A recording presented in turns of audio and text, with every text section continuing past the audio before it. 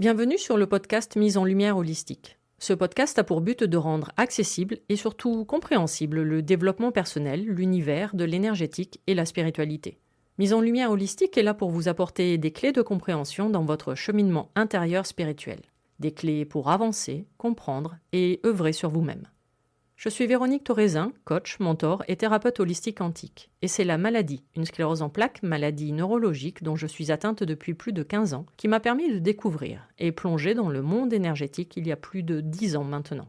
De par mes propres expériences, mes connaissances acquises, mes compréhensions qui sont devenues aujourd'hui mon expertise, je vous accompagne avec ce podcast pour un moment de partage, afin de vous permettre de transformer votre monde intérieur et votre vie pour retrouver votre pouvoir intérieur et votre souveraineté.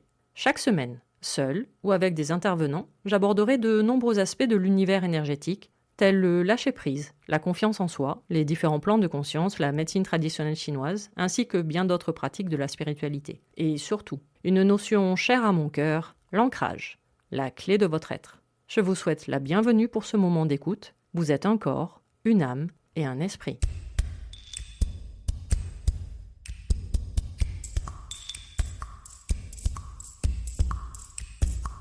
Bonjour et bienvenue pour ce nouvel épisode de Mise en lumière holistique. Aujourd'hui, je suis en joie. Cet épisode est un format nouveau, sous forme d'interview, sur un sujet qui me passionne depuis mon adolescence et je m'y remets depuis quelques semaines. Ce thème, c'est le Feng Shui. Pour cet épisode, je vais interviewer Charlotte Bouline, que j'ai eu la joie de rencontrer via la formation Brandéo Impact d'Alex Viseo. Nous allons donc passer 1 heure ensemble pour comprendre le Feng Shui et l'importance de l'habitation sur nous, êtres humains, au niveau énergétique et dans tous nos différents plans de conscience, jusqu'à se matérialiser dans nos vies par des blocages ou même des maladies, comme nous allons l'évoquer dans ce podcast. Je vous souhaite donc une belle et merveilleuse écoute. Hola Charlotte et bienvenue pour cet épisode de Mise en lumière holistique. Je suis ravie de te recevoir aujourd'hui pour parler d'un sujet qui me tient à cœur depuis mon enfance, parce que j'avoue, ça a été mes tout premiers pas dans le développement personnel sans le savoir, un thème, le Feng Shui. Alors, Charlotte, déjà, tu vas te présenter, dire qui tu es, préciser où tu es également, parce que non, tu ne vis pas en France à l'heure actuelle. Et donc, voilà, je te laisse te présenter. Salut Véro, merci beaucoup à toi de me recevoir sur ton podcast. Je suis super contente d'être ici et de pouvoir parler un peu du sujet qui me tient à cœur, le Feng Shui. En effet, moi, je ne suis pas en France, je suis en Amérique latine et plus précisément en Colombie, à Medellín, la deuxième plus grande ville de Colombie. Et ça fait 15 ans que je suis ici. Je suis arrivée ici en expatriée. Et je suis tombée amoureuse des montagnes, de la verdure, du climat et des Un gens, Colombien. des Colombiens, d'un Colombien et des Colombiens en général. C'est une culture que j'adore. Et donc voilà. Génial. Très, très bien. Donc ici, le décalage horaire, ouais. En France, il est quasiment 15 heures, c'est ça? Et ici, il On est 9 heures enregistre, du mat. voilà, on enregistre cet épisode, il est 14h46. Voilà. Voilà. Ok, merci pour cette présentation. Et du coup, le Feng Shui, alors j'avoue que je suis un peu curieuse. Alors, toujours une curiosité, elle n'a rien de malsaine, ma curiosité, mais comment tu es tombée dans la marmite du Feng Shui? Et on verra après, évidemment, qu'est-ce que le Feng Qu'est-ce Shui? que le Feng Shui? Ouais. Écoute, moi, ça fait déjà une dizaine d'années que je suis tombée dans la marmite, comme tu dis, du monde holistique. J'étais à la base une personne vraiment très rationnelle. Je peux dire que je ne croyais en rien, en fait. Ok. Vraiment rien. Et il y a 10 ans, j'ai fait un cours de coaching. C'était pas un cours professionnalisant, c'était surtout un cours De pour soi. découverte? De Voilà. découverte, d'accord. Ça te donnait en fait des outils pour toi, pour ta vie commune, quoi. Ok. Enfin, voilà. Et du coup, je suis complètement tombée amoureuse du monde holistique. Et depuis ce cours-là, je n'ai pas arrêté de lire et d'apprendre, De t'y intéresser. voilà, de m'y intéresser. Et du coup, j'ai commencé à entendre parler du Feng Shui. J'ai une amie, la sœur d'une amie, en fait, une fois, elle est venue chez moi et elle pratiquait le Feng Shui. Elle a commencé à me donner quelques petits conseils que j'ai appliqués. Et je fais, Génial. ah, intéressant, super. Et du coup, avec le temps, j'ai commencé à lire, à découvrir un peu plus à propos du Feng Shui. J'avais un appartement à cette époque-là que je louais et l'appartement, il a commencé à ne plus se louer aussi facilement qu'avant. Ah, Et du coup, je me suis dit, ah tada, le Feng Shui. Donc, je suis allée dans l'appartement, j'ai fait un petit rituel qu'on m'avait conseillé de faire. Et ce jour même, j'ai eu un locataire qui est arrivé, qui était intéressé par l'appart et qui a pris l'appart. excellent. Donc, ça a vraiment été immédiat, quoi. La réponse a été immédiate. Et du coup, j'ai continué à m'y intéresser. Et un jour, la tante de mon mari nous a invités à dîner chez elle. Et durant le repas, elle nous raconte qu'elle vend son appart depuis des mois, mais qu'elle ne reçoit jamais de visite. En fait, il D'accord. n'y a personne intéressé dans son appart, ni même pour le visiter. Et du coup, avec mes quelques petites connaissances en Feng Shui, je lui ai posé la question si elle avait, par exemple, des problèmes d'humidité, des problèmes d'eau dans son appart. Elle m'a dit Mhm. oui. J'en ai plusieurs d'ailleurs. Et je lui ai donné quelques petits conseils. Et elle a appliqué ces conseils et à peu près une semaine ou 15 jours après avoir fait toutes les réparations qu'elle devait faire, elle a commencé à recevoir Des plusieurs visites. visites. Ouais, elle a Ok. reçu plusieurs visites et elle a pu, je me souviens plus vraiment des délais, mais elle a vendu assez rapidement son appart. C'est génial. Donc là, mon mari, tout de suite, non, mais tu vois, c'est grâce à toi, c'est le Feng Shui, il faut que tu t'y mettes, tu as un don pour le Feng Shui. Et moi, je fais, mais attends, je lui ai donné 3 conseils, c'est Eh bon, oui. quoi. Mais les trois conseils ont été super importants puisqu'au final, elle a quand même réussi à vendre la maison, quoi. Voilà. Mais moi, à ce moment-là, je le prenais plutôt, ouais, on va pas s'emballer, quoi. Ouais, en détente. Voilà. Et lui, il était même du genre, non, mais vas-y, dis-lui de te payer une commission. Je fais, mais non, mais ça va pas. Et ensuite, cette histoire, elle s'est répétée 2 autres fois et c'était dans une période de temps Assez courte. assez courte. Ouais. Du coup, et en plus, c'était que des personnes de la famille de mon mari. Donc là, je ne sais pas Ah, vraiment ce que ça veut dire, mais c'est intéressant. Peut-être que tu pourras me donner une réponse là-dessus. Donc, une autre tante, elle avait un appart là, du coup, qu'elle n'arrivait pas à louer. Donc, je lui ai dit, ben, va à tel endroit, achète ces choses-là pour faire un rituel et fais ton rituel. Elle a fait son rituel et c'est pareil. Genre, le lendemain, elle a loué son appart ça faisait des mois qu'elle n'arrivait pas à le louer. et juste en faisant quelques petites modifications qui ne semblent pas forcément. C'est pas évident, mais je veux dire, il y a des choses auxquelles on ne pense pas et qui ont toute leur importance vis-à-vis de la maison et qui changent complètement l'énergie de la maison. Mais ça, on verra justement dans qu'est-ce que c'est que le feng shui. Et c'est ça qui est Voilà, génial, je trouve. exactement. Et là, là, ce qu'elle a fait, c'était plutôt un rituel, donc plutôt une purification énergétique pour le deuxième exemple. Et le troisième exemple, là, du coup, c'était une cousine du papa donc, de mon mari. Elle avait comment on dit, un terrain qu'elle n'arrivait pas à vendre. Et c'est un terrain qui lui coûtait cher en impôts pour l'endroit où il se situait. Et Mhm. elle était un peu désespérée, quoi. Elle ne savait plus quoi faire. Et en plus, son terrain, il n'avait rien de... Enfin, quand tu le voyais, l'emplacement et tout ça, tu te dis, pourtant, ça doit être facile à vendre, quoi. Et c'était Il y complètement avait des bloqué, elle blocages. n'arrivait pas à le vendre. D'accord. Donc, rebolote, je lui ai dit, bah, essaye de faire ça. Je lui ai donné 2, 3 conseils. On y est même allé. On est allé voir le terrain. Et là, je crois que c'est le lendemain, pareil. Il y a 2 personnes qui se sont présentées dans le lotissement pour voir le terrain. Et quelques temps après, je ne me souviens plus non plus des délais, elle a vendu son terrain. Donc là, ça faisait quand même Ouais, trois signaux. je comprends un peu ton mari. Effectivement, à un moment donné, de se dire, waouh, tu es en train de transformer totalement ma famille. Finalement, tout ce que tu transformes se transforme en or, entre guillemets. Donc, il va peut-être falloir creuser, madame. Effectivement, je le comprends.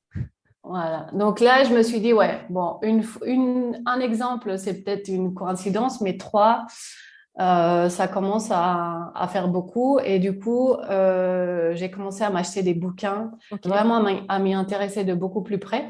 Et là, ça faisait déjà, parce que moi, je suis arrivée en Colombie en expatriée. Mhm. Donc, j'ai bossé une dizaine d'années dans des grosses boîtes ici. Et suite à un burn-out, pour le faire beaucoup Cours. plus, pour faire Rapide. l'histoire courte, suite à un burn-out, ben, j'ai arrêté de travailler pour des entreprises et Mhm. j'étais un peu dans une étape de reconnexion à moi, Ouais. de qu'est-ce que je vais faire, il faut que je fasse quelque chose qui a du sens pour moi. C'était Euh, peut-être le message du burn-out. Enfin, peut-être. J'enlève le peut-être. C'était le message du burn-out. Ah, mais tout à fait, mais tout à fait.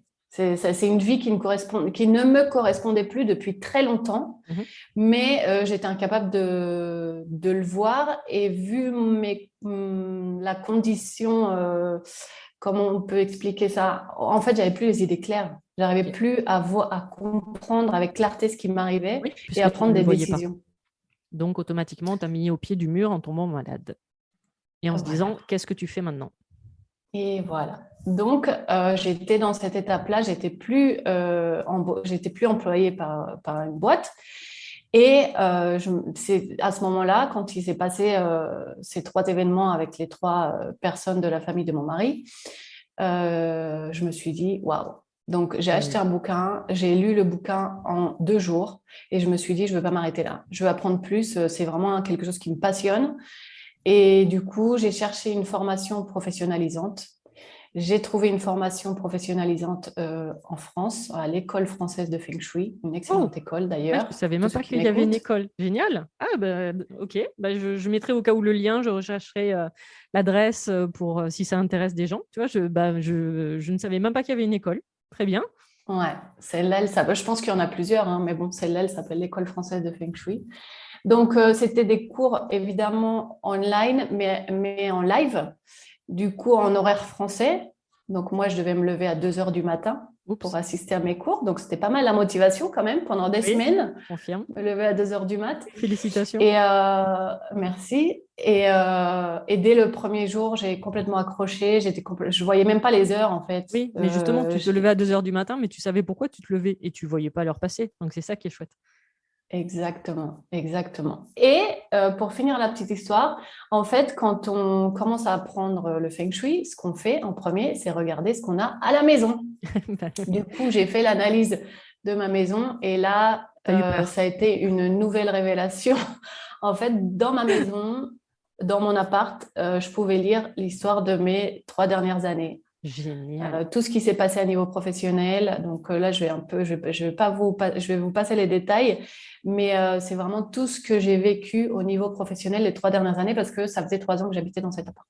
Alors, je vais faire en aparté. Charlotte, en fait, travaille. J'ai demandé à Charlotte de faire l'expertise de ma maison, donc la mignonne. Euh, et, hum, et en fait, juste en voyant les plans de la maison, Charlotte a réussi à résumer ma vie de ces 10 dernières années. Voilà. On commence à se connaître depuis quelques mois maintenant avec Charlotte, mais elle ne connaissait pas forcément plus que ça ma vie. Mais juste en expertisant ma maison, elle m'a fait le récap. Et elle me dit oui, ça et ça. Et moi, je dis bah oui. Et elle me dit oui, mais du coup, ça fait ça. Bah oui, voilà. Donc non, on ne peut rien cacher à Charlotte, juste avec les plans d'une maison. C'est quand même fabuleux pour vous dire, voilà. Donc l'importance du feng shui. Donc du coup, tu t'es formé au feng shui. Tu es donc Et pour certifié. rebondir ce que tu disais, pardon, je te coupe, Vas-y. c'est ça en fait qui me passionne, c'est d'être témoin de l'invisible, Ouais. de Oh, bah, l'existence de l'invisible. c'est ça. Alors moi, je le fais Et pas c'est pour les magique, maisons. quoi. Je dis toujours, le feng shui, c'est pas de la magie, parce que Non. ça dépend, en fait, le sens qu'on pose sur le mot magie. mais c'est magique, quoi. La magie, si tu l'utilises, le terme, si tu regardes le langage des oiseaux, c'est l'âme agit. Voilà. Donc du coup, Waouh. automatiquement, c'est l'âme et chaque maison a une âme également. D'ailleurs, chaque maison a un gardien également. Ça, on le voit quand on fait des nettoyages énergétiques de maison. Donc, automatiquement, la maison, elle a un vécu. Alors, moi, j'ai fait pendant de très nombreuses années des nettoyages énergétiques de maison. Et les gens sont toujours étonnés parce qu'effectivement, la maison va garder les mémoires des anciens habitants. Les pierres ont des mémoires également. Alors, ce qu'on va appeler Exactement. le vrai terme, ça s'appelle des fantômes. C'est-à-dire que il y a des bruits récurrents qui peuvent revenir, mais parce que c'est en fait la maison qui est juste en train de parler. Alors, ça le Les fait surtout. meubles. Exactement, ça le fait surtout. Voilà, ce que j'allais dire, ça le fait surtout quand c'est la matière de bois ou de pierre. Et c'est vrai que c'est super intéressant justement de comprendre. Rien n'est anodin, c'est-à-dire qu'il y a des maisons où, bah, tiens, je vais prendre cet exemple-là. Je crois qu'on en avait parlé, je t'en avais parlé. Mes parents ont eu pendant 40 ans une maison dans un lotissement. Et la maison juste à côté de chez eux, c'était la maison des divorcés. Et, Ouais. et parce que tout simplement, chaque fois que la maison se vendait, c'était à cause d'un divorce. Donc Mhm. finalement, l'énergie de la maison, il y avait cette empreinte de divorce sur la maison. Et je trouvais ça toujours fascinant. Alors bon, on évitait quand même de le dire aux nouveaux propriétaires à chaque fois. Parce que bon. Mais l'histoire se Mais répétait. Ouais. après, ce qui est super intéressant, c'est que du coup, tu peux parfaitement modifier l'énergie de la maison. Ça, c'est tout à fait possible. Et le feng shui fait partie des techniques qui permettent de le faire. Donc, du coup, pardon, ça, c'était la petite histoire justement des mémoires des maisons et qui est super importante. Mais Donc, du tout à coup, fait ça. Quand on fait une lecture de Feng Shui, on peut se rendre compte si la personne est. Bon, j'avance un peu sur la définition du Feng Shui, oui, ben mais voilà, non, on justement, peut. parfait, génial, oh, Charlotte, trop forte. La transition parfaite. Qu'est-ce que le feng shui? Pour rebondir sur ce que tu disais, du coup, ouais, en Feng Shui, dans les lectures qu'on fait de Feng Shui, on peut savoir si justement les personnes qui habitent cette maison sont venues vivre un apprentissage relatif à leur relation de couple. Et en effet, il y a des maisons à divorce, telles quelles. Donc, Oui, comme il y a des maisons avec des maladies, enfin, il y a comment dire, chaque maison a sa propre énergie. Et donc, automatiquement, voilà, bah, chaque personne qui va y vivre amène ses propres bagages et parfois laisse ses bagages également dans la maison. Donc, du coup, je te laisse sur exactement. qu'est-ce que le feng shui? Une question très facile à répondre. Tu as 5 minutes. Alors, le Feng Shui, Pour expliquer, voilà, expliquer. je vais prendre une analogie pour que les Ouais. personnes qui nous écoutent nous comprennent. Et si c'est des personnes qui te suivent, toi, je sais qu'elles vont me comprendre. En fait, le monde invisible a un impact sur notre monde visible. Par exemple, tout ce qui se passe au niveau du conscient et de l'inconscient peut se refléter dans notre corps. Je Donc, c'est pour confirme. ça qu'on entend dire que nos émotions peuvent se transformer, par exemple, je ne sais pas si c'est le mot à Si, utiliser, si. transformer, mais peuvent se transformer en maladie. Donc, des personnes qui vivent depuis la peur, qui sont dans la peur tout le temps, ou dans la colère, dans le stress en permanence, c'est des personnes qui seront plus propices à développer, par exemple, des maladies. C'est bien, tu me Donc, fais le teasing du prochain épisode sur les maladies. Mais super, Charlotte. voilà. Pardon. Avec plaisir. Donc, tout ce qui se passe dans notre monde invisible ou notre monde intérieur, donc les émotions, tout ce qu'on a dans l'inconscient, ça c'est vraiment un résumé parce qu'il y a beaucoup plus que ça, peut se refléter dans notre monde visible ou dans notre monde extérieur, dans ce cas-là, notre corps. Eh bien, avec le Feng Shui, c'est la même chose. Tout ce qui se passe dans notre monde intérieur se reflète dans notre monde extérieur, c'est-à-dire nos espaces de vie. Bureau, maison, voilà. Donc, en fait, quand on choisit une maison ou un appartement, c'est parce qu'on rentre en résonance avec ce lieu. Donc, ces personnes-là, par exemple, si on reprend l'exemple de la maison à divorce, C'est pas parce qu'ils habitent dans cette maison forcément qu'ils vont divorcer. On est Ils sont d'accord. arrivés dans cette maison parce qu'ils avaient des apprentissages à vivre dans cette maison. Mhm. J'aime faire l'analogie de la vie, c'est comme le collège ou le lycée. En fait, dans Oui. cette vie, on est venu dans cette vie pour faire des apprentissages. Expérimenté, tout à fait. Donc, dans l'analogie du lycée, on passe des matières. On a des matières à passer. Oh, Et j'adore quand l'image. on ne passe pas une matière, quand tu loupes une matière, eh ben on redouble. Tu redoubles. C'est-à-dire qu'on répète la Oh, matière. génial. J'adore ce... Parfait. Elle n'est pas de moi, hein. Non, J'avoue, elle mais n'est pas de moi. l'image est Mais magnifique, elle hein. est très forte. Ah oui, je confirme. Du coup, dans la vie, c'est pareil. On a des apprentissages et quand on n'apprend pas la leçon, la vie, elle nous répète ces Exactement. apprentissages jusqu'à ce qu'on l'apprenne. Tout à fait. Et le problème, c'est que les apprentissages, ils sont de plus en plus forts parce que la première fois, on n'a pas appris. Donc, la vie, l'univers, Dieu, comme vous voulez l'appeler, elle se dit, elle n'a pas appris, il faut que je lui répète cet apprentissage, mais avec une dose un peu plus haute, C'est ça. un peu plus forte. Donc, bim. Et à la troisième fois, c'est beaucoup plus fort.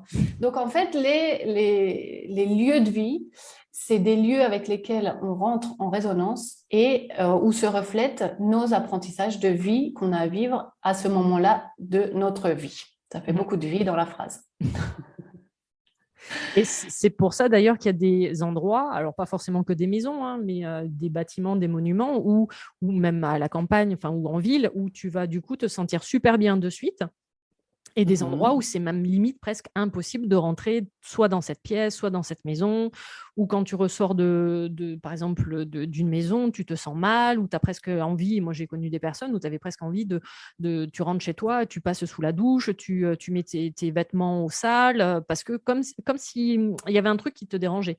Et oui, c'est parce que tes énergies et tes vibrations ne correspondaient pas forcément aux fréquences du lieu ou des personnes qui vivaient dans ce lieu-là. Exactement. Exactement. Et d'ailleurs, il y a des gens, tu vas rentrer dans un appart et tu vas dire, oui, non, je ne le sens pas, c'est Ouais, pas pour moi. Alors que tu n'arrives même pas à dire pourquoi tu ne l'aimes pas. C'est pas parce tout à que fait. les toilettes sont au mauvais endroit ou la salle est trop petite ou la chambre ne te plaît pas. Non, c'est juste non, non, non, non. Et en fait, c'est parce que tu n'es pas en résonance avec cet endroit. Bah, tu utilises bien le terme, je le sens pas. Mais Ah, c'est pas le verbe sentir au point de vue odorat. C'est non, tu le sens pas. C'est-à-dire ton énergie n'est pas sur cette même fréquence. exactement. Et du coup, Le feng shui. le feng shui, c'est une... comment on dit ça en français? Une sabiduria. Ah, Une sagesse. oh bien. C'est un art, une sagesse. On dit en espagnol, on utilise ce mot-là en français, pas trop, je crois, dans ce cas-là. Bref, c'est un art qui Oui. nous vient de la Chine. C'est un art millénaire. Ça fait des milliers et des milliers d'années que les sages chinois ont commencé à observer l'effet de la nature et de notre environnement sur notre vie. Mhm. Et c'est un art qui s'est développé à travers les siècles et qui est devenu un art vraiment complet. C'est-à-dire qu'aujourd'hui, le feng shui, c'est pas juste sentir les énergies, c'est un art qui est d'ailleurs en lien avec la médecine traditionnelle chinoise, Tout à fait. qui est en lien avec l'astrologie chinoise. Et c'est un art qui nous permet du coup de lire les apprentissages, l'étape dans laquelle se trouvent les personnes qui vivent dans le lieu. Et qui nous apporte aussi des solutions pour faire en sorte que ces apprentissages se fassent de façon plus fluide, moins soufferte en quelque sorte. C'est pour ça que moi, quand je me présente, je dis que j'aide les personnes à trouver plus de sérénité et de fluidité dans leur vie grâce à l'harmonisation de leurs espaces. Parce que l'objectif du Feng Shui, finalement, c'est ça. Un beau programme. Voilà. Et l'outil principal du Feng Shui, donc la matière principale, c'est la même qu'en médecine traditionnelle chinoise, c'est-à-dire c'est le Qi, Mhm. l'énergie L'énergie, vitale, exactement. tout ce qui nous entoure, Qui qui est circule qui est en mouvement permanent. permanent. Et d'ailleurs, Exactement. en médecine chinoise, alors la médecine traditionnelle chinoise a 3500 ans de recul. Et le qi, donc le fondement, donc qi qui s'écrit QI, effectivement, c'est l'énergie vitale et qui est tout le temps en circulation. Et d'ailleurs, quand le chi ne circule plus dans le corps, accessoirement, ça signifie quand même qu'on est proche de la mort ou qu'on est mort carrément, un détail. Mais dans le corps, par exemple, quand on a des douleurs quelque part ou même quand on se fait un bleu, ce que j'explique aux gens, c'est que l'énergie est bloquée. Et il suffit juste de réactiver. Donc, par exemple, tu as un lumbago, ça serait de... Alors, on a mal. Alors, le réflexe humain, ça serait de se dire, oups, je bouge plus, je reste au fond de mon lit, comme ça, j'ai pas mal. Non. Et en fait, ça serait de se remettre en mouvement, c'est-à-dire limite de faire de hula hop, par exemple, parce que comme ça, on remet en circulation le chi. En fait, quand nous avons des douleurs au niveau du corps, c'est juste l'énergie, donc le chi, qui est non visible, qui ne circule plus. Et une maison, c'est exactement pareil. Il faut que l'énergie circule dans une maison. Et le feng shui permet justement comment dire, de faire bouger toute cette énergie et de rééquilibrer également l'énergie selon les pièces, selon les couleurs et selon plein de choses différentes, d'accessoires différents. C'est tout à fait ça. Et d'ailleurs, pour faire le lien avec la médecine traditionnelle chinoise, dans la maison, on peut se rendre compte, par exemple, de problèmes de santé que vivent les habitants. Oui. C'est-à-dire, je vais donner un exemple, il y a plusieurs options, mais un exemple, c'est que, par exemple, si je me rends compte que dans une habitation, il y a un excès de l'élément bois, on peut indiquer à la personne qu'il y a un déséquilibre au niveau du foie. Après, ce n'est pas mon expertise, mais c'est intéressant de voir le lien entre les deux choses. Et ça m'est déjà arrivé, j'ai une personne qui avait un problème, qui a eu comment on appelle ça? Bon, un problème dans l'oreille très grave. Et quand j'ai fait son analyse de Feng Shui, je me suis rendu compte qu'il y avait un excès d'eau. Et l'eau est en relation avec le rein. Et voilà, une otite, mais ça a duré genre 3 mois. C'est une infection, mais impressionnante, quoi. Et elle avait un excès d'eau. L'eau, enfin, c'est toi qui sais plus de ça, mais l'eau est en relation avec le rein et le rein gouverne les oreilles. Donc ça, c'est certaines choses dont on peut se rendre compte grâce au Feng Shui. Génial. Donc, du coup, le feng shui, ça te permet, selon l'emplacement des pièces, qu'est-ce qui est important par rapport au feng shui? C'est l'emplacement des pièces dans la maison par rapport aux points cardinaux, par rapport aux directions, c'est ça? C'est ça qui est très important pour vous? Oui, alors nous, il y a plusieurs choses qui sont importantes. D'abord, c'est évidemment la boussole, c'est mon outil de travail numéro 1. Le feng shui a à voir avec les points cardinaux. Donc, il faut situer les points cardinaux sur le plan de la maison pour commencer à comprendre. On divise la maison en 9 secteurs. Chaque secteur représente un secteur de notre vie, en fait. D'accord. En fonction des points cardinaux. Donc, on a le secteur qui va nous parler des relations personnelles. On a un secteur qui va nous parler de la famille. Un autre secteur qui va nous parler de notre vie professionnelle, etc., etc. Ensuite, il y a un secteur finance, argent également. Un secteur finance. Généralement, tout le monde. Un secteur qui représente la place de l'homme. Un autre qui représente la place de la femme. Ah oui, c'est vrai aussi. Un secteur qui nous parle des projets, des enfants. Un secteur qui nous parle du développement personnel, de l'amour de soi, de l'introspection, l'autoconnaissance, la connaissance de soi. Voilà. Ensuite, on a aussi besoin des dates de naissance des habitants, parce qu'en fait, en fonction de la date de naissance, on a tous 4 directions favorables et 4 directions défavorables. Donc ça, c'est super important pour apporter les correctifs. Si on continue sur la lancée de la santé, il y a une direction favorable qui s'appelle le médecin du ciel. Donc, quand on a des personnes avec des maladies assez longues ou assez conséquentes, on va recommander par exemple de placer leur lit dans leur direction santé. Donc, on a nos 4 directions favorables, 4 directions défavorables. Donc là, c'est pareil, tout ce qui est bureau, lit, on va toujours les placer en direction d'une direction favorable. Parce que si on la place dans une direction défavorable, on peut commencer à avoir des soucis de ce côté-là. Ne plus dormir, je te confirme.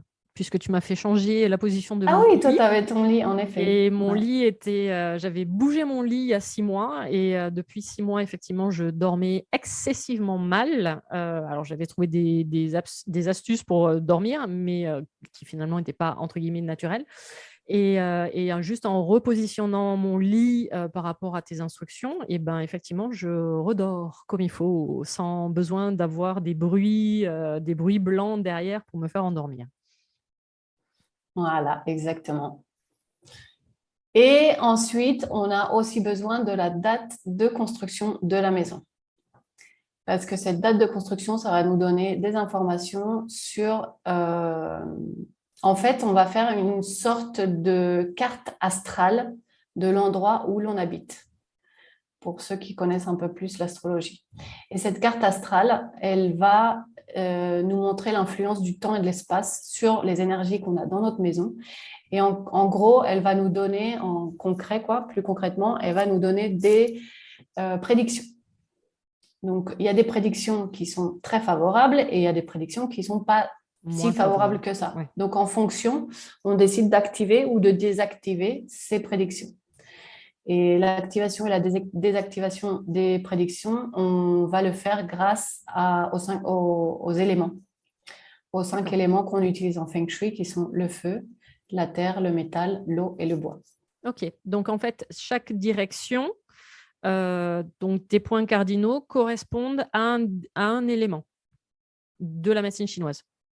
Ouais, les secteurs J'ai de la caricaturé maison ou... correspondent. Non, non, non. Les secteurs de la maison correspondent à un élément. Ok. Et grâce aux éléments, on peut activer certaines choses, désactiver certaines choses. D'accord. Donc, par exemple, si on a un secteur sud, le secteur sud, c'est la renommée, l'image que je montre de moi aux autres, Mhm. l'image que je projette de moi. Si on a le sud est en relation avec le secteur feu, avec l'élément feu, et donc c'est un secteur qui doit en permanence être bien illuminé. Si on a un secteur sud Éteint.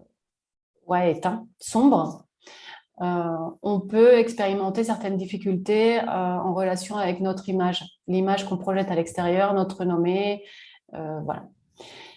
Donc, dans ces cas-là, on active le secteur, donc déjà lumière, ouvrir les volets, essayer d'apporter de la lumière, et on peut aussi activer ça en utilisant les éléments. Donc, dans ce cas-là, on peut utiliser l'élément bois qui alimente l'élément feu, Oui. pour vous donner un exemple. D'accord. Et Donc, si justement on a trop de feu, on utilisera l'élément terre ou l'élément eau pour rééquilibrer. pour minimiser l'excès de feu.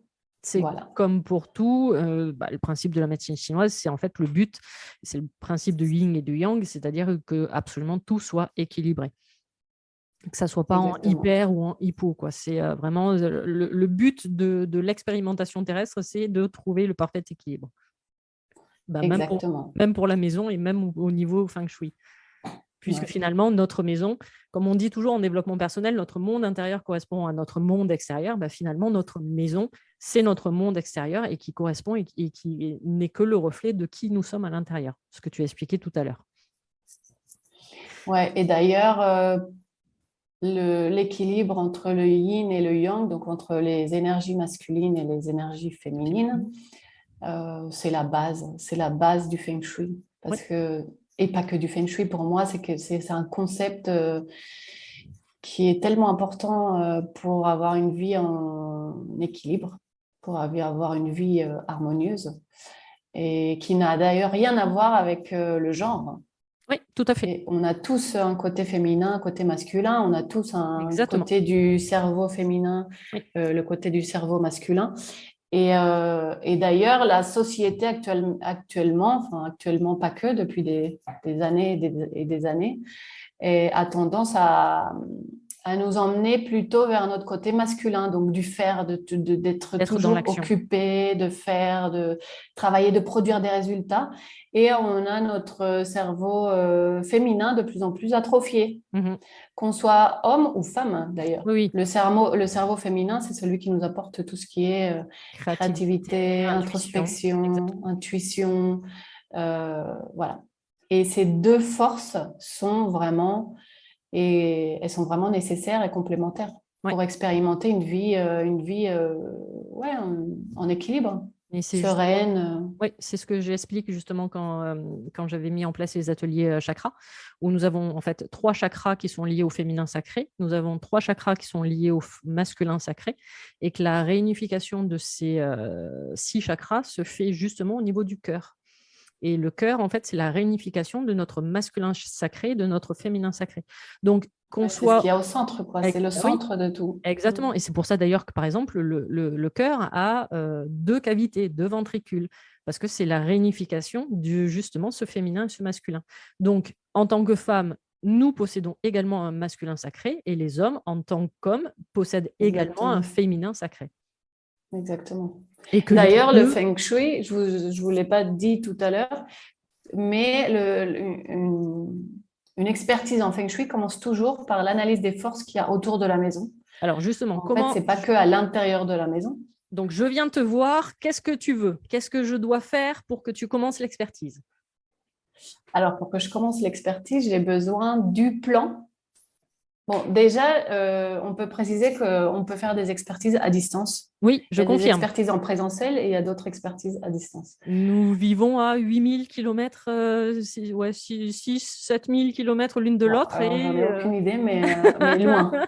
mais je te confirme. À 6 heures de différence dans le décalage horaire. Voilà. Donc, ça se fait à distance. C'est Ouais, donc possible. pour faire une expertise de Feng Shui, ce qui est nécessaire, c'est le plan de la maison, OK. les directions. Donc ça, j'explique aux personnes comment le faire de façon facile. Mhm. Des photos de l'intérieur et de l'extérieur de la maison et les dates de naissance des personnes qui vivent à l'intérieur de la maison. OK. Et avec ça, on peut faire l'expertise. Et du coup, on commence par l'extérieur, on commence à observer s'il y a un déséquilibre entre justement le côté masculin et le côté féminin. Ensuite, on regarde à l'intérieur de la maison aussi. Et quand on trouve des déséquilibres entre le féminin et le masculin, c'est quelque chose qui peut se traduire en plein de choses, en fait. Ça peut se traduire en problème de couple, problème de santé, problème au travail, problème d'argent. Mhm. Donc, c'est vraiment la base du Feng Shui, une des bases, ouais. C'est cet équilibre entre le yin et le yang.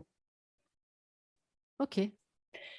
Si tu veux, on peut donner quelques tips aux personnes qui nous écoutent Mais de Feng Shui. avec Ce grand sera des plaisir. tips généraux, Alors, parce que généraux, du oui, coup, voilà. On va bien préciser quand même que, justement, comme on le dit et que tu le répètes depuis le début, c'est-à-dire que chaque maison est totalement unique par rapport exactement. aux personnes qui habitent et par rapport au lieu où elle est située et par rapport à l'environnement.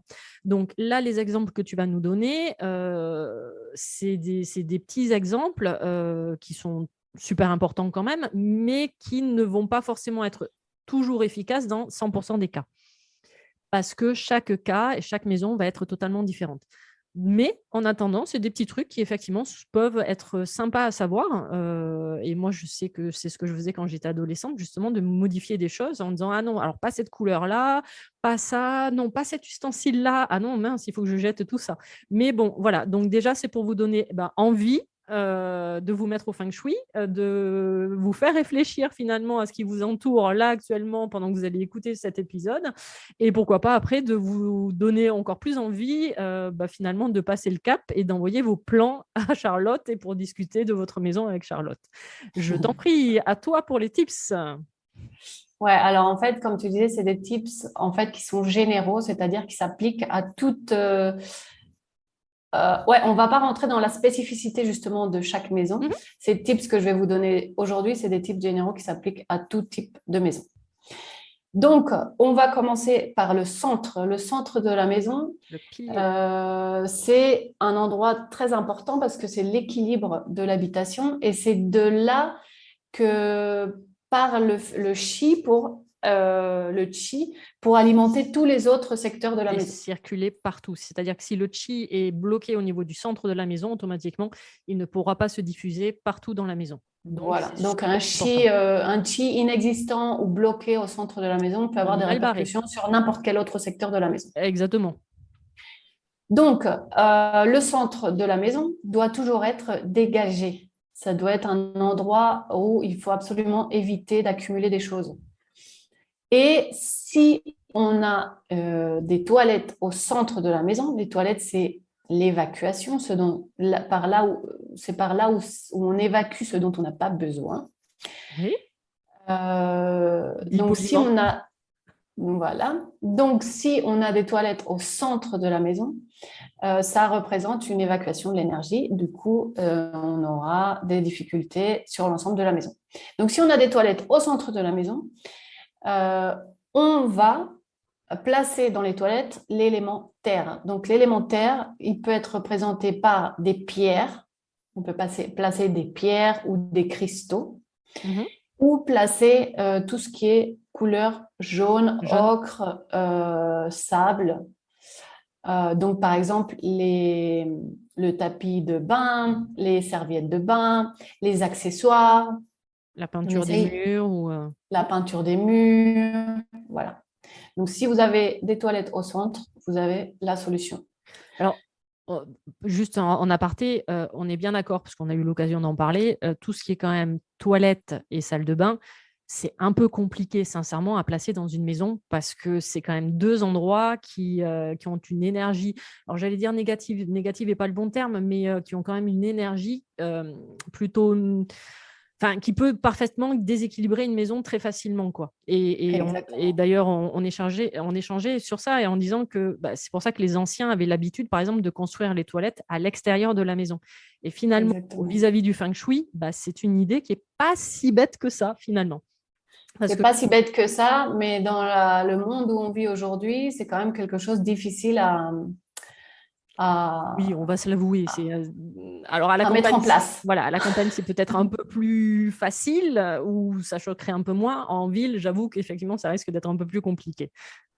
Voilà, mais c'est là où on se dit, où il est important de dire aussi que la maison parfaite n'existe pas, parce que comme la Yes. maison représente mes apprentissages et que nous ne sommes pas des Bouddhas, nous ne sommes pas encore des Quoi? personnes illuminées qui avons appris tout ce que nous devons apprendre, on a tous des apprentissages à vivre et du coup, Sinon, ça ne sert à rien de trouver la maison parfaite. on ne serait Ce pas qui est incarné. important, voilà, ce qui est important, c'est de comprendre les apprentissages qu'on a à faire et de mettre en place les solutions et de prendre des décisions. C'est-à-dire que là, si même quelqu'un qui écoute ce podcast se dit, c'est bon, j'ai une maison à construire, par exemple, j'ai un terrain, j'ai une maison à construire et je vais faire des plans par rapport à toute la méthode Feng Shui, la maison 100% Feng Shui est idéale, ça sera totalement impossible. C'est impossible, Ok. exactement, parce qu'on a toujours des choses à apprendre.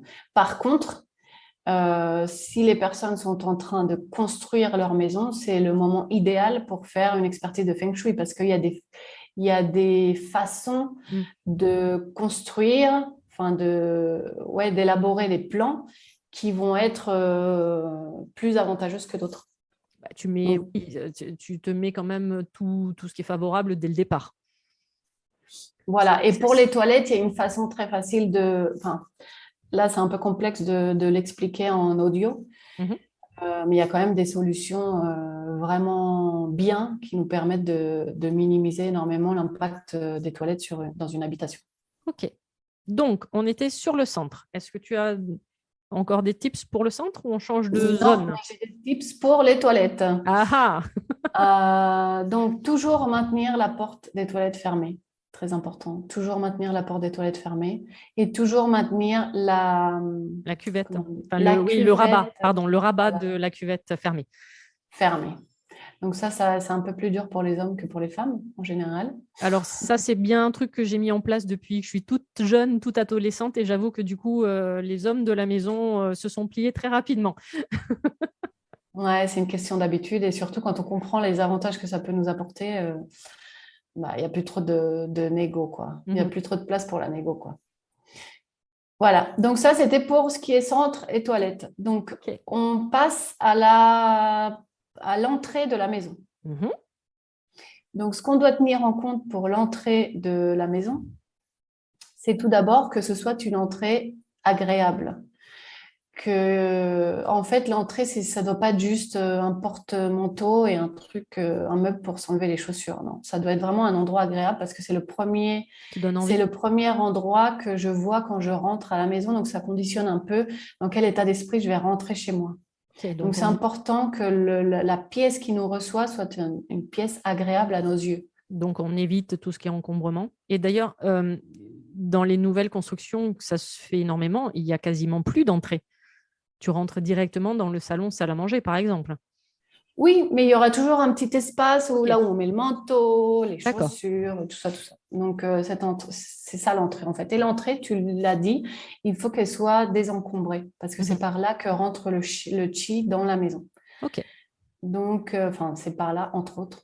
Oui, oui. Mais c'est quand même l'entrée principale pour le chi aussi, donc dégagée. Mhm. Ensuite, autre chose à prendre en compte pour l'entrée, c'est de ne pas placer un miroir en face de la porte d'entrée. Mhm. Des fois, on place des miroirs dans l'entrée pour faire en sorte donner de l'amplitude en fait à cet espace. De faire joli. Et puisque Aussi de faire joli ou le de se miroir peut se regarder avant de prêter à... sortir. Enfin, il y a plein d'usages au miroir dans l'entrée d'une maison. Du coup, on ne va pas le placer en face de la porte d'entrée parce que ce qu'on fait, c'est que le chi, en fait, Bah, il repart. voilà, il ressort directement. Dès qu'il se Donc, voit dans le miroir, hop, aussitôt, le réflexe, c'est de ressortir par le même endroit, quoi. voilà. Donc, ça va difficulter l'entrée du chi dans la maison. Et le dernier conseil pour l'entrée d'une maison, c'est ce que je vous disais tout à l'heure, on a tous 4 directions favorables et 4 directions défavorables. Donc, comme il y a plusieurs personnes qui habitent dans la maison, en général, la porte d'entrée ne correspond pas toujours à une direction favorable pour tous les habitants de la Pour tout le maison. monde. D'accord. Donc, dans ce cas-là, on va placer un symbole protecteur en face de la porte d'entrée, c'est-à-dire à l'intérieur de la maison, mais en face de la porte d'entrée. Le symbole protecteur doit regarder vers l'extérieur, en fait. Ok. Bah, Donc, un symbole protecteur, ça peut être un symbole protecteur de votre choix. Donc, pour certaines personnes, ça va être une vierge. Pour d'autres personnes, ça va être un cristal. Pour d'autres personnes, ça va être un œil turc, etc. Un Bouddha. quelque chose qui ressemble, enfin, qui vous parle comme protection pour vous, qui vous est propre. Exactement. Ok. Exactement. Voilà pour la porte d'entrée. Pour la porte d'entrée. Parfait. Ensuite, Vous passez dans quelle on pièce? passe à la Ok. chambre des parents, la chambre matrimoniale. Donc, dans la chambre matrimoniale, on reprend ce qu'on parlait du yin et du yang. On va toujours avoir deux euh, tables de nuit de chaque côté Et du lit pour même, recréer justement cet équilibre entre le yin et le yang. même pour Même les pour une célibataires. personne seule, Pardon, c'est ce que exactement. tu allais Même pour dire. les célibataires, ouais, exactement. Parce que d'ailleurs, si une personne seule n'a, par exemple une femme, n'a qu'une table de nuit du côté de la femme, bah, ça peut compliquer la... Oui, la symbolique, c'est qu'elle ne laisse pas la place de l'homme, en fait, finalement. Donc, Voilà, c'est pas qu'elle n'accepte pas, mais enfin, quoi que si. inconsciemment. Inconsciemment, Inconsciemment, c'est elle ça. n'accepte pas que l'homme prenne sa place à ses côtés dans sa chambre. Donc, ça peut difficulter la recherche, entre guillemets, c'est pas forcément le mot juste, Oui. mais d'un compagnon, ouais, voilà, d'une personne dans notre vie. Donc, Donc, deux deux tables de tables de nuit, chevet, ouais, dans tous les cas, mariés ou célibataires. Enfin, en couple ou exactement. célibataire. Et les tables de nuit, faut qu'elles soient identiques ou au moins de la même taille. Il ne faut pas qu'on ait un meuble immense d'un côté et une D'accord. petite table de nuit de l'autre côté. Des fois, Ok. ça arrive que les gens mettent une étagère d'un côté et une petite table de nuit Ah de l'autre. oui, Donc ok. ça, il C'est faut vrai que éviter aussi parce que ça crée un un déséquilibre déséquilibre. au niveau des deux énergies yin et yang. Effectivement, Voilà. pas bête. Non, non, Voilà. merci pour l'info. Ensuite, le lit. Comment on positionne le lit? Donc, Comme on on peut. positionne le lit comme on peut, mais on va essayer de faire en sorte qu'il soit en direction d'une de nos directions favorables. Donc, pour ça, il faut connaître ces Ce que directions j'allais te favorables. dire, que tu auras toi préalablement calculé par rapport au nom de la personne, la maison, et par rapport à la date de naissance. Exactement. Ok, ça marche. Mais il y a quand même des éléments qu'il faut tenir en compte, c'est que la tête de lit ne doit jamais être sous une fenêtre, ça arrive, Ouais. ou on ne veut pas qu'il y ait des choses d'accrocher au mur, genre des gros tableaux ou des étagères au-dessus de la tête de lit. Mhm. Il y a des gens qui ont des étagères et qui décorent avec des étagères, ça, on ne peut pas le faire. Et moi, le summum, si je peux rajouter, que j'avais vu lors d'un nettoyage de maison, la personne avait des couteaux et des sabres juste au-dessus de son Waouh. lit. Ah oui, comment te dire que quand je suis rentrée dans la chambre, là, à ma tête, la personne a compris, elle me dit, il y a un problème. C'était une Oui, personne seule? oui, en plus, effectivement. Ouais. Et j'ai dit oui, ça c'est le premier truc que tu m'enlèves, c'est tous ces couteaux et sabres. Alors c'est joli hein, en déco, hein, mais enfin voilà. Et j'ai dit Ouais, non, la symbolique est très forte, quoi. exactement. Tu m'enlèves ça au-dessus de la tête, c'est hors de question. En plus en dormant quoi. Enfin là, tu avais vraiment la symbolique de l'épée de Damoclès au-dessus de la tête était vraiment concrète. Ouais. Bah, moi, j'ai fait une expertise chez un couple. C'est un couple que je connaissais, donc je connaissais un peu la dynamique du couple. Et c'était la dynamique où la femme, c'est celle qui décidait tout. Et pas seulement qui décidait tout, mais qui traitait un peu mal son mari. Ok, En fait, elle avait l'énervement facile envers son mari. Et lui, il restait toujours calme et il ne disait rien. d'accord.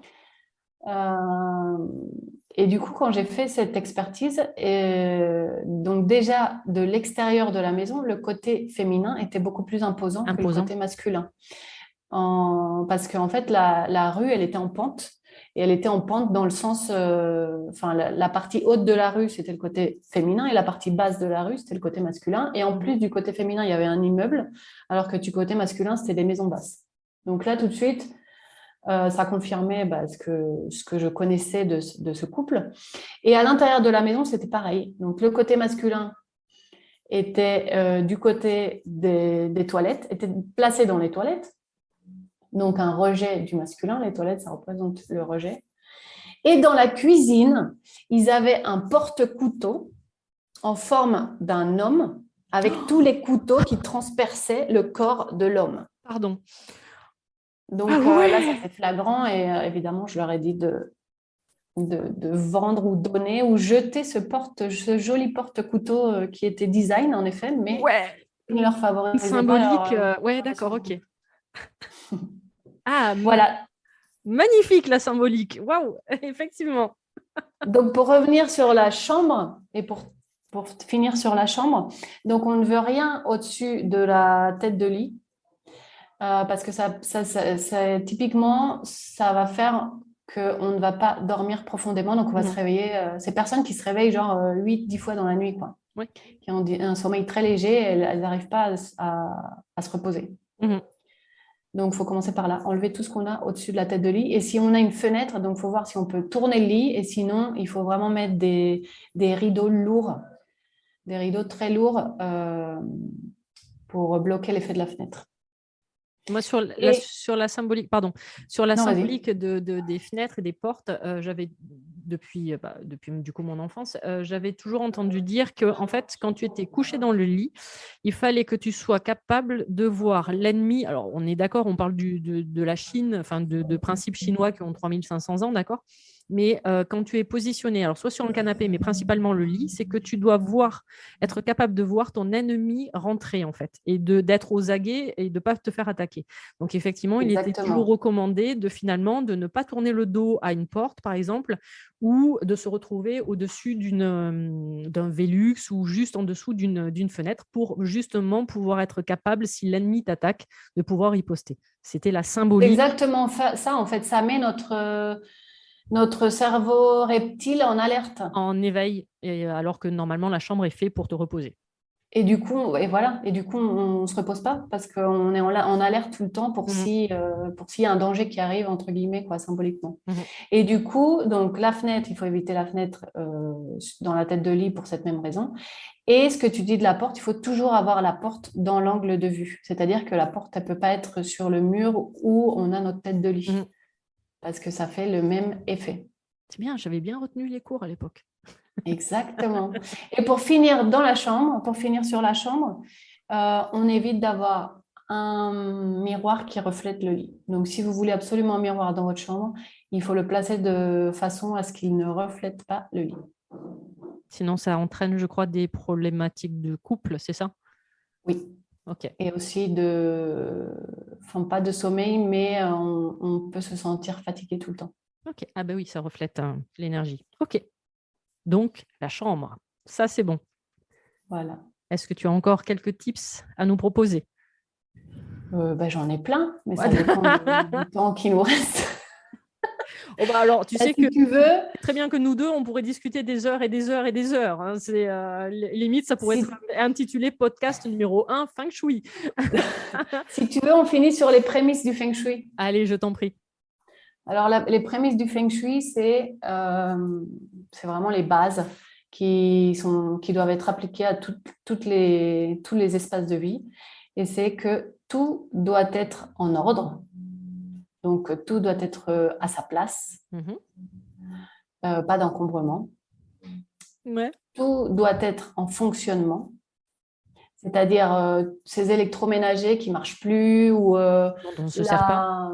ouais, dont on ne se sert pas, c'est le troisième. C'est Ah, tout doit pardon. être en ordre, en fonctionnement et en usage. C'est-à-dire Ok. qu'on doit utiliser tout ce qu'on a. Donc, ne pas accumuler. Il y a des gens qui accumulent énormément, qui ont des choses qu'ils n'utilisent pas depuis des années, mais qui les gardent. Ça, il faut éviter. En plus, ça nous aide à nous... Oula, je ne connais pas ce mot en français, desprender. À faire qu'on est plus libre Ah, dans la tu te vie sens beaucoup aussi. plus léger, De effectivement. se délaisser des choses dont on n'a pas besoin. Et toutes ces choses qui ne marchent pas, donc les ampoules, les lampes,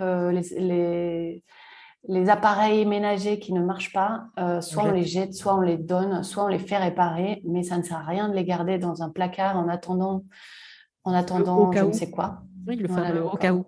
Très féminin. Enfin, généralement, on est très doué pour ça. Les vêtements aussi, les vêtements qu'on n'utilise pas, on les donne. Il y a des gens qui ont besoin de vêtements. En fait, le Feng Shui était le précurseur de Marie Kondo, Ah la, mais oui, c'est la totalement lié, papesse ouais. du rangement. Mais c'est clair, c'est clair. En plus, quand on fait, moi j'invite les personnes qui me suivent sur les réseaux sociaux à la fin de l'année. Bon, en France, ça peut être aussi au printemps. Ben justement, c'est un bon moment pour le faire. Faire le nettoyage de printemps, Oui. jeter tout ce dont on n'utilise pas, ouvrir son armoire où on a les vêtements, les sacs, les chaussures et ce qu'on n'a pas utilisé pendant les 6 derniers mois. Ciao, ciao, on jette, on donne.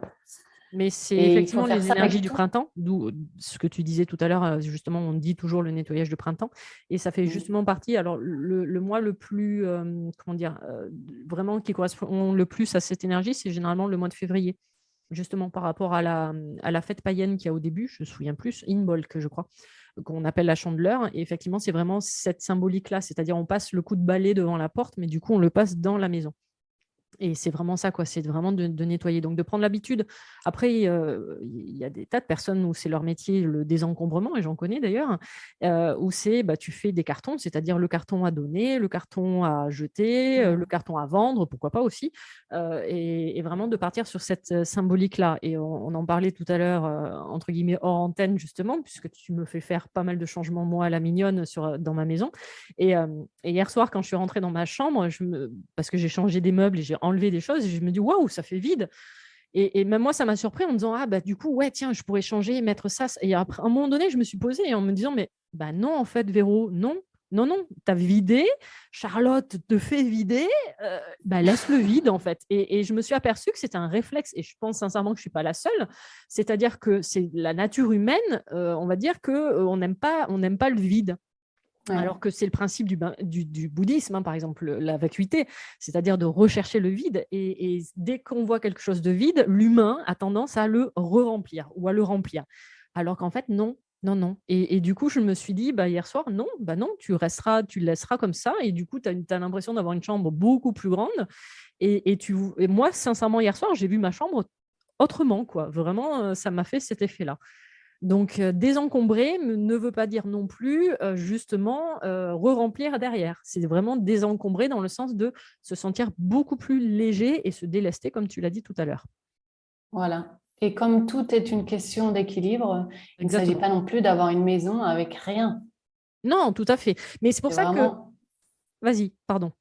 ouais, non, c'est vraiment se délaisser du superflu, de ce dont on n'a pas besoin. Et c'est ce que j'aime beaucoup. Alors, je suis jamais allée au Japon, mais j'ai pas mal de connaissances qui ont été. Ça, c'est un des prochains projets. Et c'est très, comment dire, symbolique justement au Japon, c'est-à-dire que leurs maisons ont très peu de meubles. Et d'ailleurs, je crois que je sais pas comment ça s'appelle. Il y a des personnes qui sont beaucoup plus expertes que moi. Ils modifient totalement leur maison tous les 10 ans, je crois, ou tous les 15 ans. C'est-à-dire que leurs murs sont amovibles. C'est pour ça d'ailleurs que leurs murs ne sont pas en béton ou en bois comme on voit, mais ce sont plus Ouais, des rideaux, tu sais, je ne sais pas comment on appelle ça, qui oui, bougent et qui sont sur rail, des parce qu'en fait, panneaux. Ouais. exactement des panneaux, parce que chaque 10 ans ou 15 ans, ben, en fait, ils remodifient totalement leur maison. Et Bah c'est ouais, pour et ça ça qu'ils a ont beaucoup de très sens. exactement, et c'est pour ça qu'ils ont très peu de meubles également. Parce qu'au final, ben, c'est presque obsolète. Mais on vit dans un monde tellement ultra matérialiste que voilà. Ouais.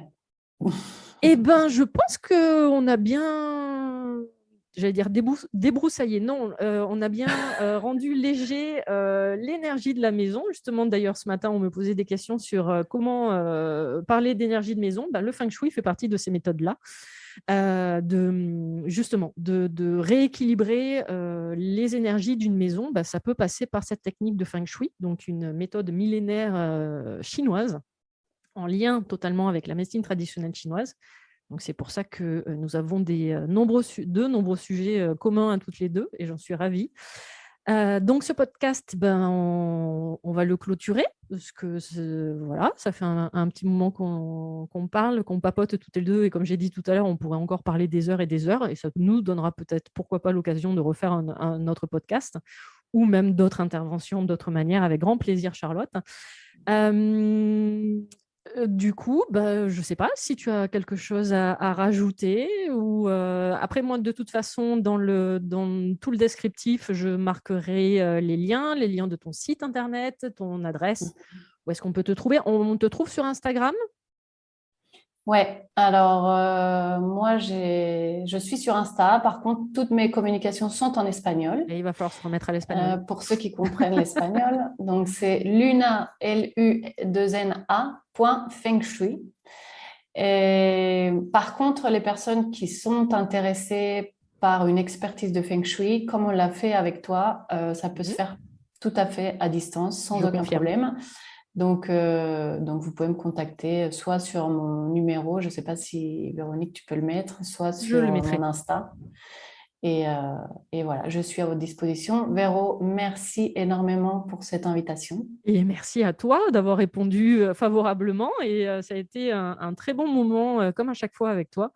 J'adore nos échanges. Donc là, c'est pour ça que ça me semblait une telle évidence de faire ce premier podcast en interview avec toi. Et en plus, comme je dis, je suis pile dans l'ambiance Waouh, j'ai puisque l'honneur de faire Eh, la eh. première interview. Ouh. Yes, voilà. Mais j'ai pensé à toi tout ce week-end hein, parce que j'ai repeint tous les murs de ma maison ce week-end.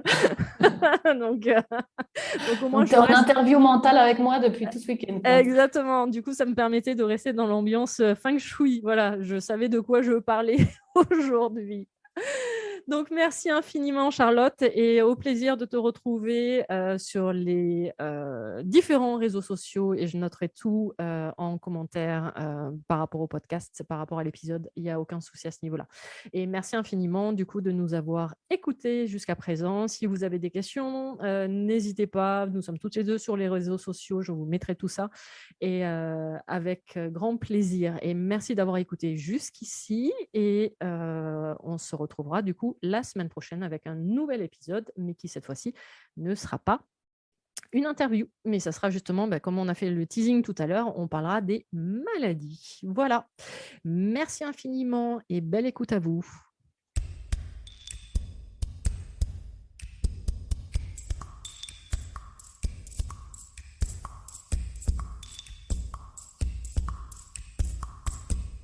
Si cet épisode vous a plu, n'hésitez pas à vous abonner, à commenter, à noter et même partager le podcast Mise en Lumière Holistique.